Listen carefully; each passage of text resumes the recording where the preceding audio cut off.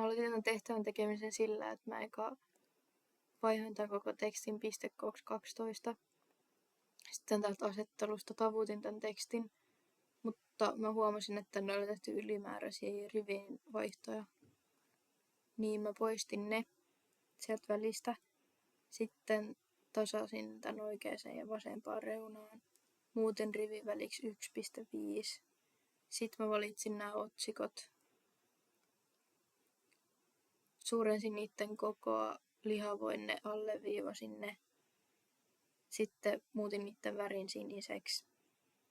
Sitten mä sisensin nämä kaikki kappaleet täällä tietokoneen näppäimistön sarake-näppäimellä.